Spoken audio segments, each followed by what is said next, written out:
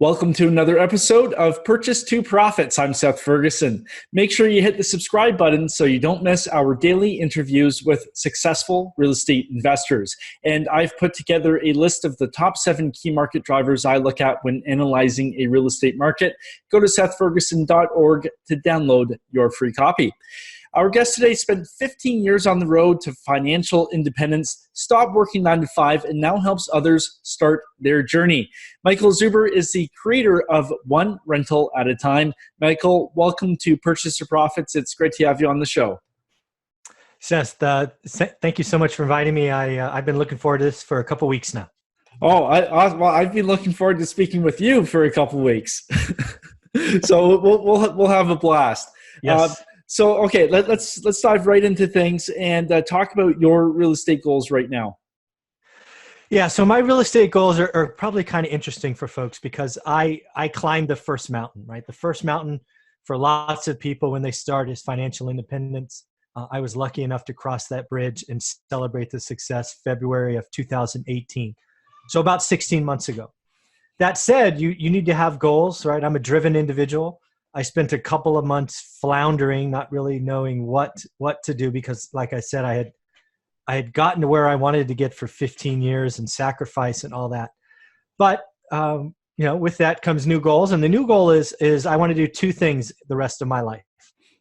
One, I want to create something that outlives me by 100 years.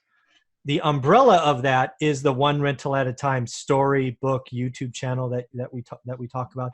There's more to it, but that's one thing. So something that outlives me, it's likely that umbrella story. And the second thing is I want to help 1,000 people start their journey, to a better financial future. For some, that's financial independence, but I've come to realize that for many people, if we can just get them to 4 conservatively financed rental properties that they hold for decades, their financial future is better, their kids' college is paid for. So that's what I'm trying to do. 100 years, something that allows me by 100 years and help 1,000 people get started. Yeah. That's 2 things that are driving me. Yeah, I like it. So what sort of portfolio will outlast you by 100 years? Well, I think there's a couple of things. So first off, so we have almost 200 units that pay our daily bills. We don't live extravagantly. That's not who we are, right? So we're not the people on social media taking pictures of silly cars and flying private, which for the record is total nonsense. Well, what they do is they just take the picture like in front of the private plane and hop on coach. Well, they don't even get on the plane, man. They're like throwing baggage or something. Anyways, so again, you can do this and live modestly and still have a great life. So that's step 1. Step 2 is, the One Rental at a Time kind of story is going to become, it's already a book that I'm sure will outlast me by 100 years. It is a YouTube channel with daily content, much like yourself. I'm actually opening a physical office that I actually own in Fresno. I'm staffing it or putting people that are like-minded in there that are not employees. These are like-minded individuals that are real estate entrepreneurs, and their goal is to help people. And I don't want employees. I don't want to complicate my life. But if I can situate a building and have people from the Bay Area and Southern California and out of state come and investigate Fresno market, which is in California, so you get the appreciation, yet it still cash flows under the affordability level.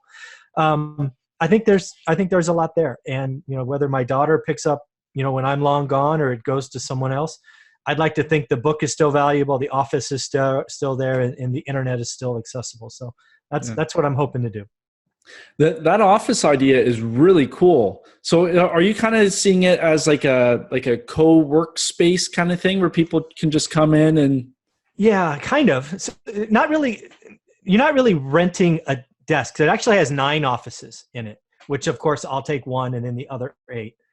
So I'm designing it so that I can serve people, sellers, buyers, investors, students, or private money. So there'll be a couple of licensed agents. There'll be a general contractor, licensed general contractor. There'll be a wholesaler or 2. There'll be a couple of flipping organizations. If I can get someone in there to focus on probate, I will. If I can get insurance in there, I will. Basically, I want to have a one-stop shop. So if you want to sell something in Fresno, we'll buy it, cash, owner financing, conventional, For sale by owner, it doesn't matter. We have licensed people and non-licensed. I want to service all that. I want to service all the investors, which I talk to both, via the computer, but also via meetups. And I just want to help. I'm trying to help people for the rest of my life. Yeah, no, I love that idea, because I've never come across somebody who has that for like the investing side of real estate. It's always been, like residential sales and stuff. But where'd you get that idea? But I've been in sales my whole life, but more importantly, it's not really sales. I've been solving problems my whole life, and I have big goals, right? I was very, very good at what I did. And more importantly, my team, when I led teams, they were very, very good at what we did. And it was always because we thought outside the box. So just like we were talking about, I've never seen an office that isn't either a brokerage, right? Meaning it's one flag, or it's some kind of, financial institution where they're selling, Fidelities or whatever, they're selling their widgets.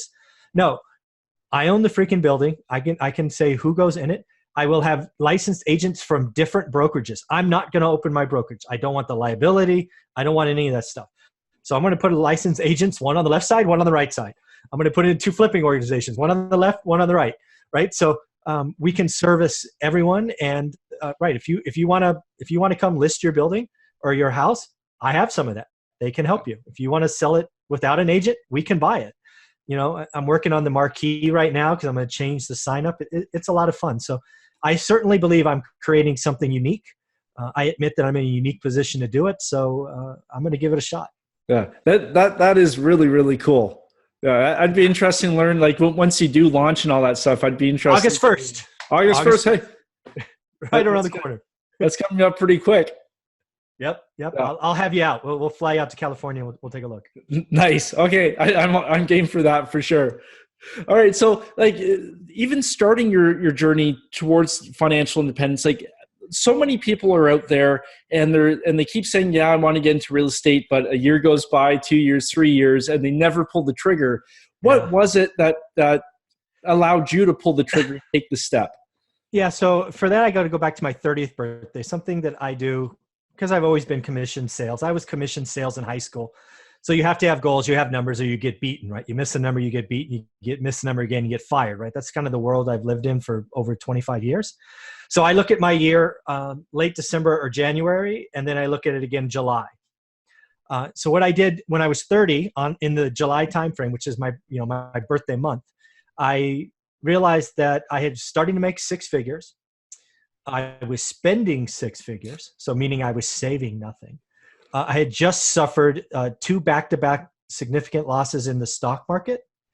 And what really, really, really got my motor started is I took the time to look up my org chart, right? So I was just an individual contributor, but I looked up the org chart, right, to the vice president and what was called a senior vice president. So like 4 levels above me. And I simply asked myself, do I want their life? That was the only question I asked.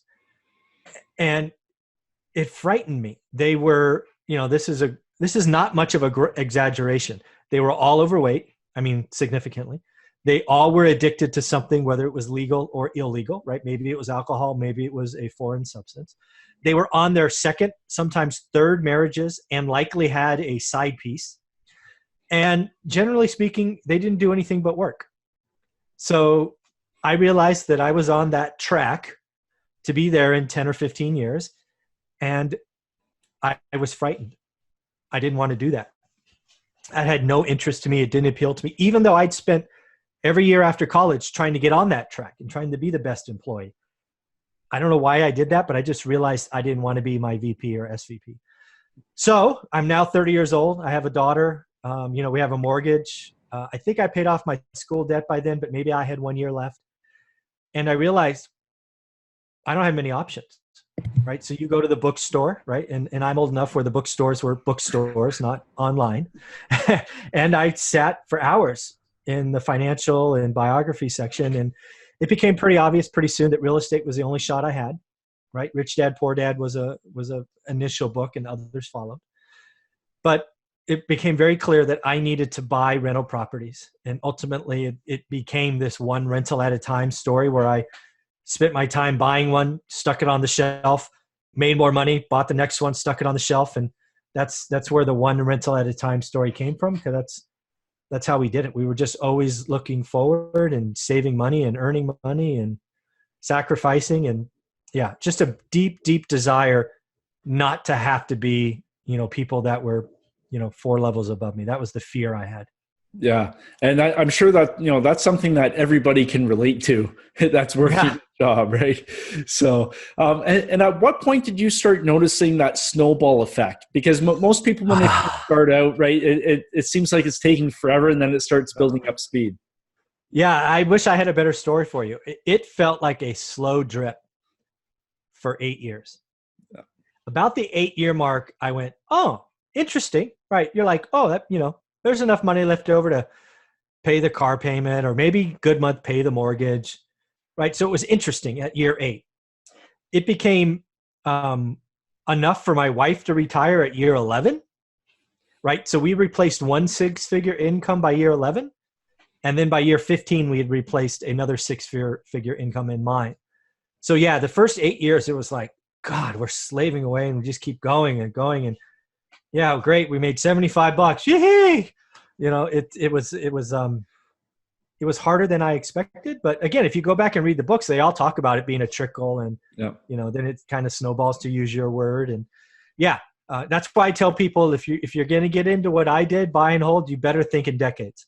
I don't want you thinking in years, because then at year 4 or 5, right before it turns around, you're going to punt, and that's a problem, right? So I only talk about decades, right? Let's talk about a decade. If you want to get in for a decade, I'm your guy. Yeah. And there's some people out there that preach the get rich quick in the real estate field, but I'm a big fan of, I don't want get rich quick. I want get rich for sure. Yes. I'd rather have the guaranteed get rich over a longer, horizon. Yes, sir. Absolutely. Get rich for sure. That's a good one. Yeah. And so as your business scaled up in your portfolio, did you experiment with different types of real estate classes? Well, yeah. So it's actually interesting. If you ever read the book that's behind my right shoulder, One Rental at a Time, it tells our 15-year journey. So the first 8 years were all houses. Why houses? Well, that's all I ever lived in. That's all I ever knew, right? Yeah. You buy what you knew: 3-bedroom, 2-bath, 2-car garage house on a 1/4 acre. That's all I knew. That's all I bought. I think actually one technically was a duplex, but it was 2 houses on one lot that were, so they were not even connected. So that's what we bought. But then came 2007, 2008, and my financial brain could not let me buy the 9th property, right? Because they were too expensive. To put numbers in this, the first house we bought, which is on Norris Drive, we bought for 107. We then 1031, or we sold it at 263. Whatever that was, 4 or 5 years later. So that's what houses were going for. But the problem is the rents didn't move.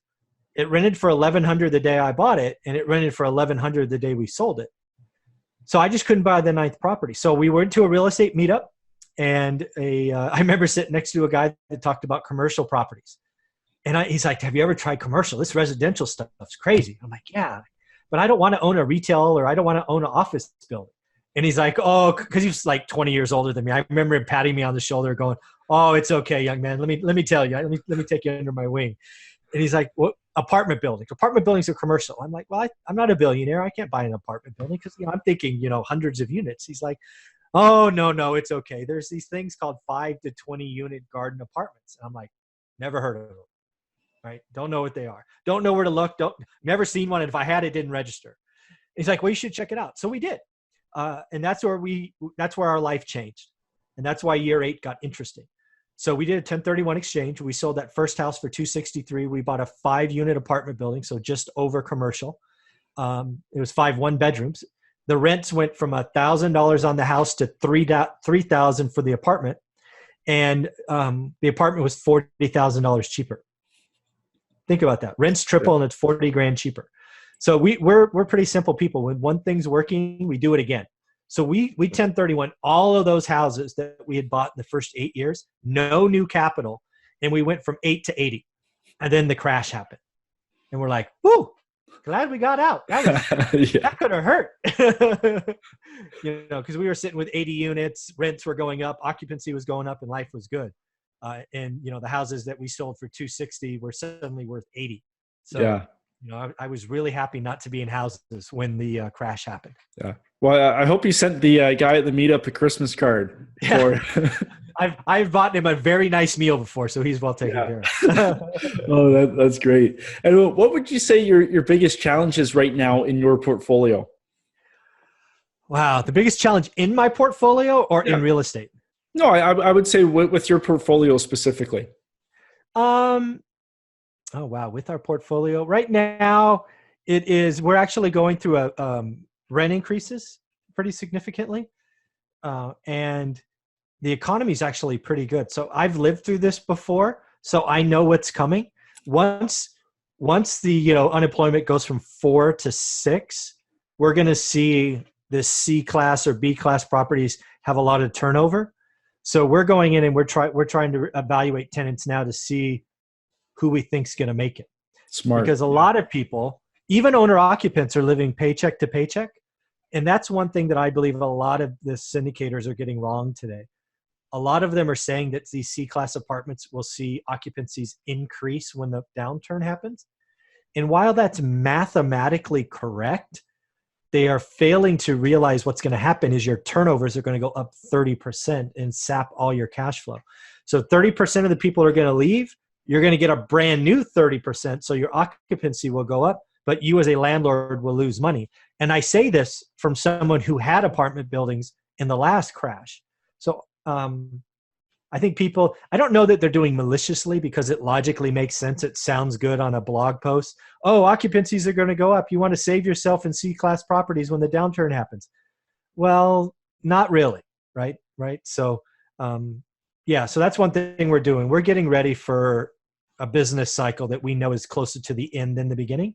And we're taking great care to be in the best position we can. Yeah, no, very, very smart. So what sort of routines and rituals have you developed over the years that have helped make you successful? Yeah, so I think there's a couple of things. So first and foremost, what we haven't talked about today is I actually have chosen to build my portfolio in a market I have never lived in. I had never visited before we bought our first property. It is 2.5 hours away one way from where I live. So it's quite the commitment to go see stuff. So the market I invest in is Fresno, California. So the first thing I did right out of the gate is I took it as a personal challenge to meet 2 new people a week. And I carried that for almost 10 years, right? So you keep meeting more and more people and asking referrals and it goes out there. The other thing I did is I looked through things like Realtor or Redfin or Zillow. They didn't exist when I started, but things like it every day for 10 years. Usually twice a day, but at a minimum once a day. And I mean like every day. I was willing to write 10 offers a week was my goal, only on things that made sense for my model, right? I've developed a model that I think makes sense. So I chase yield. I want to know what I expect. I want every property I buy to be a bond, and thus the bond produces a yield. So those are the kinds of things I've done. Another thing is I actually reward tenants who pay on time for a year, not with big things, but hey, I'll come in and if the rug's coming up in one of the bedrooms, we'll replace it. Because too many people focus on the bad tenants, not realizing that if you just paid a little bit more attention to the great tenants, the great ones will stay longer, right? The bad ones take care of themselves. The law says how I treat the bad ones, but the great ones, let's treat the great ones with some love and attention. If we could get the great ones to stay a year longer, life is good. Yeah, no, I love that last tip, and that's a very good lesson for people because like you said, everybody's like, oh, I need to get this tenant out, but no, you want to keep the really good people. That's great. So you talked about always looking at new listings every day, making 10 offers, all that stuff. How did you keep yourself disciplined and focused? Because lots of people end up getting off the rails sometimes. That's probably, if I had anything that's a unique gift or a trait, is once I'm committed, right? And it came back from selling. And once I'm on a path, I don't usually get distracted by what I refer to as the shiny object syndrome. Yeah. I just wanted the next rental. I did try to make the next rental better than the one I just purchased, but that's all I did, right? I couldn't wholesale. I couldn't flip. I wasn't going to be a licensed agent. I had a job that took me all around the world. I did 100,000 miles on airplanes. I spent 100 nights in hotels. I had such little slivers of time. I frankly didn't have time. And I was raising a family. I had to keep the wife happy and my health happy and whatever. So I just didn't have a lot of time. So when I had time to look, I could just look for the next deal. So maybe it was, lack of time forced me not to get distracted. But also the one thing that's kind of unique to me is I don't get distracted very easily. And that's good or bad, right? My wife would tell you that's bad because, I get laser focused on something. I'm like all in and everything else goes to heck. So there's a downside, but building a rental portfolio, there's a good side too. Yeah, no, for sure. And then, like you said too, what I found is that the busier somebody is, the more productive they are. So for sure, it's weird how it works out that way. But if your schedule is jammed, you're going to fit more stuff in there somehow. Yes. Yeah. Exactly. All right. So let's talk about a keystone deal. So a deal that made a big impact on you and your business. I love to talk about the first one because it actually starts out on a high, gets really, really bad, and ends up pretty good. All right. So sounds like a good story. Yeah. So I'm 30 years old. We've already talked about that. I make the decision that buy and hold rental properties are what we're going to do. Unfortunately, we waste a year looking 30 minutes from our home because that's what the book said. Invest in your backyard, 30 minutes, right? So I live in Mountain View, California, which if you don't know it, think Google, right? Google is like less than a half mile from my house. So that's where I'm deciding to invest. And to say nothing cash flowed or made sense is a gross understatement, right? But I tried, right? That's what all the book said, 30 minutes. So we looked every Sunday. Again, did I tell you I'm focused? We looked every Sunday for 52 weeks before we sat down and said, this isn't working. Because we were convinced we were 1 weekend away from finding the magic street, the magic area where cash flow would be found. Didn't exist. I don't think it exists today either. So we sit down after a year and we go, we're either A, going to give up, or B, we have to find somewhere else. So we weren't going to give up because we were still convinced that I couldn't be doing my sales job for forever. So then the question is, okay, do we find somewhere else in California we can drive to? So make driving the example, or do we make time the element and we can use an airplane, right? So the answer became we wanted to drive because we're type A and we want to see it and touch it. So we pulled out a California map. And the last thing I wanted to do, by the way, is get on another airplane. So that was totally out of the question. So we started drawing circles in Fresno, California became the first market, again, after 52 weeks. We find Fresno, it has a house seemingly that hits the 1% rule at the time, which we believed in, we no longer believe in, but that's what we believed 15 or 16 years ago. So long story short, we buy Norris Drive, 107, rents for $10.95. We are ecstatic, right? It's been like 60 weeks when we made this decision. And now we're in a market we've never been to, but we're in escrow and we close. So excited.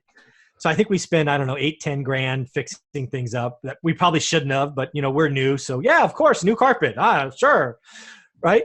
And we get a tenant right away and we're excited because, until you get a tenant, you're like, still not sure. Right. So the tenant, awesome. They credit check, great credit, references, have a job, husband, wife, 2 kids, move in. It's awesome. Oh, turns around quick.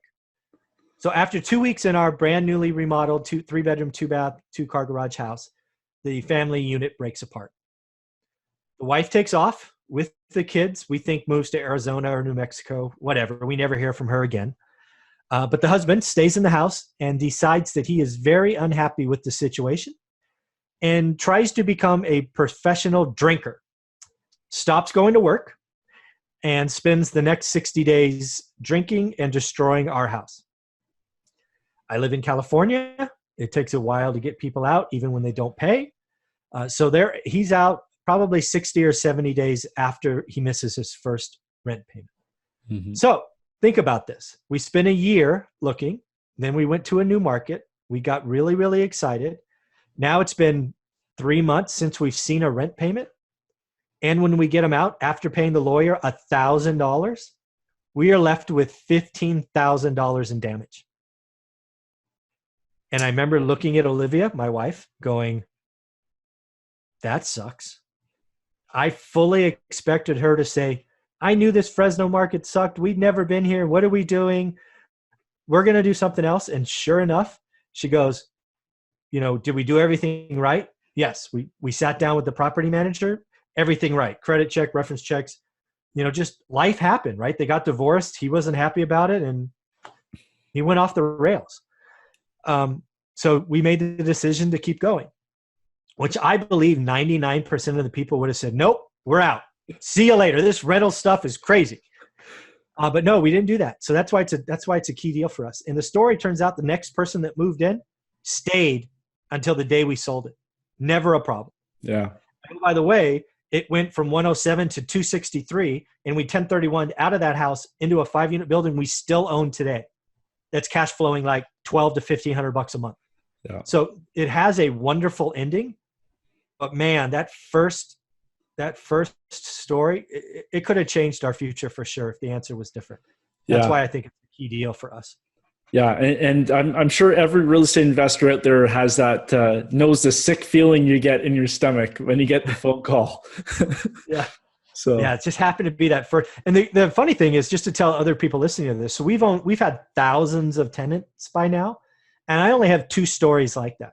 It sucks that it was the first tenant I ever had. Yeah. And then I had one in an apartment building a decade later. But most people are good. Most people are great, are hardworking, they pay their rent. A couple of percentage, you have to remind them that you owe their rent. There are very, very few situations that get that bad, but it does happen. Yeah. As our first tenant showed us. Yeah. Well, I was fully expecting to hear like, you and your wife blowing up at each other, but you guys not even a little bit. Yep. No, that could have gone so differently, and it didn't. We were in, and the key is, if you're in this with a significant other, you, I don't want to be sexist, right? Both of you have to be on the same page, 100%. And if it wasn't for Olivia, we would not be here today. And I'd still be working, which would really suck. Yeah, I definitely would. No, that's a great story. Thanks for bringing that one up. You got it. So how has I should preface this by saying real estate has totally changed your life. Like, yes. you're living the dream. But what other impact besides, the financial freedom has it had on you? Yeah. Well, a couple of things is this really only came after the reflection, right? The first thing I did after celebrating being out of the rat race was write the book, because I never knew there was a book about a full-time employee who worked 60 plus hours and did all the travel I did, exiting the rat race with rentals, right? I never found one, so I wrote one. That's what we did. It sounds like a fantasy novel. Yeah. Read it. It's what do you call it? A biography, I guess? Yeah. Whatever they're called. Nonfiction. Biography? Yeah, there you go. I don't know. I don't read a lot. But anyways, so besides the aspect of just having my monthly bills paid, what it really does is it gives you time. I like to say that I bought 20 years of my life, right? If you think I left at 45 and the traditional retirement is 65, I bought 20 years. And you got to remember, I didn't start till I was 30. I often think, what would happen if I started when I was 20?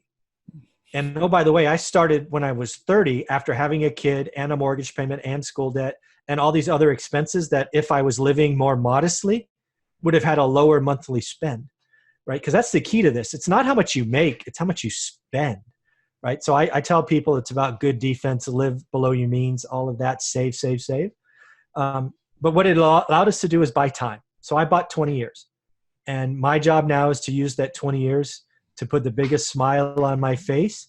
And I like nothing better than helping people. So I try to help people every day.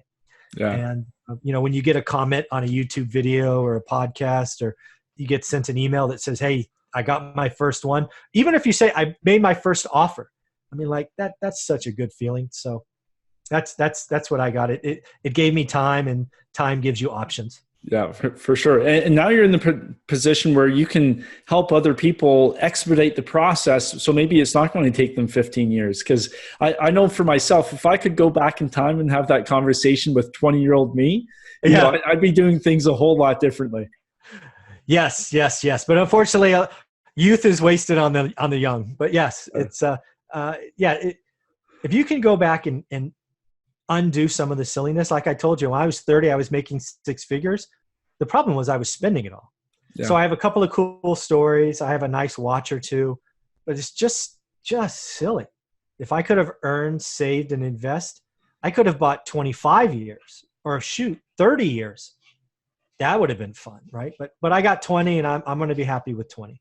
Yeah, the 20 is a lot more than most people have. So yeah, take it and run, right? You got it. Yeah. So how do you see your business changing? Let's say a decade from now. Where do you see yourself in a decade? Oh, that's a good question. So I would hope in a decade, though, the story or the mantra of one rental at a time is more than just a book and a story. I don't know what that becomes, but I hope people realize that living below your means is okay. Hustling, having a day job is okay. I get really scared when people say, you got to quit your job and go do real estate full time. That's not the right answer for most people, right? I don't like what I call charlatans or people selling a dream that's not possible for most people. Sure, it can happen, but let's be honest, it's not probable. So I hope it's a bigger message and we're touching, not only the US, but around the world. So that's really what I hope happens. I'm still adding my portfolio, right? I added 15 or 18 units this year. I've helped 10 or 12 people buy their first rentals, actually help them buy that one kind of stuff. So I hope to do more and more of that. Cause that's what puts the biggest smile on myself now is seeing someone, cause I remember when I was 30 and I bought that first house. I remember the exhilaration. I remember the sheer terror when I realized that the wife took off. I remember walking in the house and looking at wine bottles, because he shoved wine bottles in the drywall, right? Like he made his own wine rack, right? Just sheer terror. So I'm there to help and talk people off a ledge and move forward. So that's what I hope happens. No, that's so cool. Well, so Michael, if somebody's looking to reach out, learn more about what you're doing, get a copy of the book, all that stuff, where can they find you? Yeah, so the book, I self-published it on Amazon. I didn't want to pay a publisher or anything. So go to Amazon, type in Michael Zuber, Zuber, or better yet, the title of the book, which has been over my shoulder here. It's called One Rental at a Time. That's our story. If you want to know about investing over 15 years, the ups and downs, it's all in there. The Norris Drive story is in there. But if you want to get daily content, get your daily Michael Zuber fix, you go to my YouTube channel called One Rental at a Time and hit that subscribe button. And I look forward to seeing you guys there. Oh, sounds great. I really enjoyed this conversation. That was an awesome story, and you had some really good tips for everybody. Thank you. Yeah. Well, thanks again for coming on. And to you, our viewers, I wish you well on your journey from purchase to profits. See you next time.